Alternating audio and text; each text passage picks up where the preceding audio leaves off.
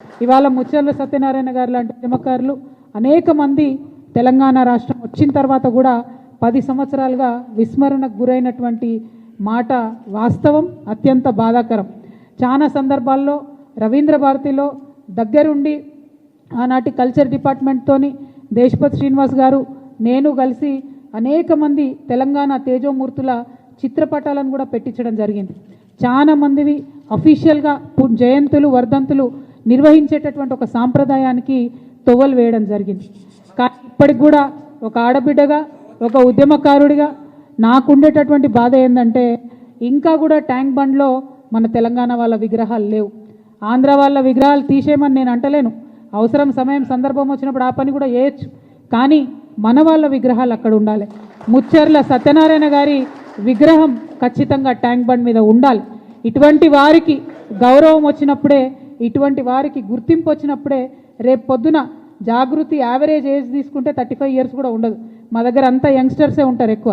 మరి వీరు ఇంకొక 60 ఏళ్ళు తెలంగాణ కోసం పనిచేసేటటువంటి వాళ్ళు కాబట్టి మా సంస్థకు ఇటువంటి యువతకు మరి స్ఫూర్తి రావాలంటే ఖచ్చితంగా ట్యాంక్ బండ్ మీద మన తెలంగాణ ఉద్యమకారుల విగ్రహాలు ఉండాలి. ముచ్చర్ల సత్యనారాయణ గారి విగ్రహం పెట్టాలని చెప్పి నేను ప్రభుత్వాన్ని డిమాండ్ చేస్తూ ఉన్నాను. అట్లానే అమరజ్యోతి ఉంది. ఇవాళ అమరజ్యోతి మొత్తం పడవబడేబడ్డది. ఆనాడు బీఆర్ఎస్ హయాంలో అమరజ్యోతిలో అవినీతి మరకలు అంటితే ఆ అవినీతి గురించి చెప్తూ అధికారంలోకి వచ్చినటువంటి కాంగ్రెస్ పార్టీ ఇంతవరకు మరి అమరజ్యోతి దగ్గరికి వెళ్ళి నివాళులు అర్పించడం కానీ అమరజ్యోతిని గౌరవించడం కానీ చేస్తలేరు.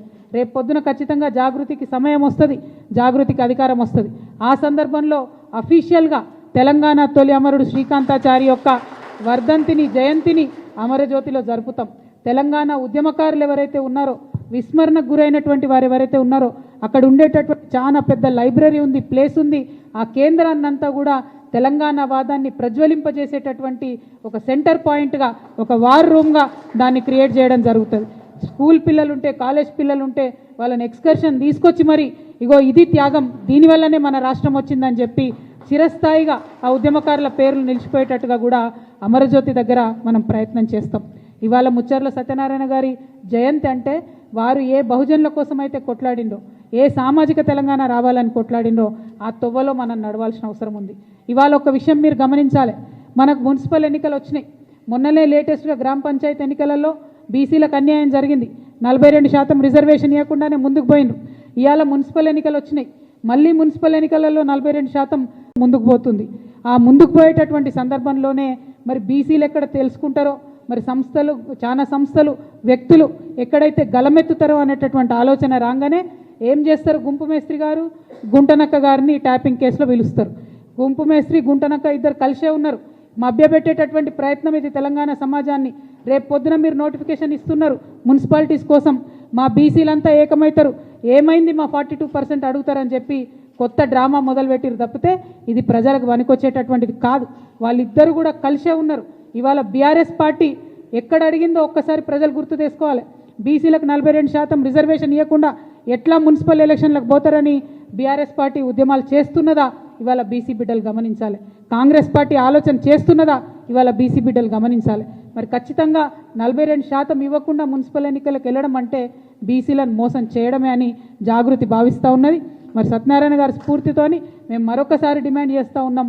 ఏం తొందర లేదు, ఎన్నికలకు ఏం ఇబ్బంది లేదు.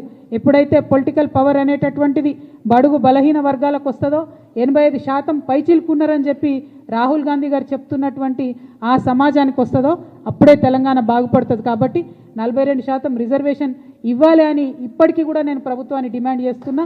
ఆలస్యం కాలేదు, ఆ దిశగా ఆలోచన చేయాలి. ఒకవేళ ఇవ్వకుండా ప్రభుత్వం ముందుకు పోతే మాకు చాలా మంది ఫోన్లు చేస్తున్నారు, జాగృతిగా మీరు మద్దతు ఇవ్వండి అని.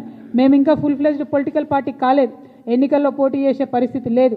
కాకపోతే ఎవరు ఎక్కడ నిలబడ్డా బీసీ, ఎస్సీ, ఎస్టీ, మైనారిటీ, ముఖ్యంగా మా ఆడబిడ్డలు, మా యువ మిత్రులు ఎక్కడ నిలబడ్డా వారు మా మద్దతు కోరితే తప్పకుండా జాగృతి తరఫున మద్దతు ఇస్తామని నేను ఈ సందర్భంగా తెలియజేస్తా ఉన్నాను.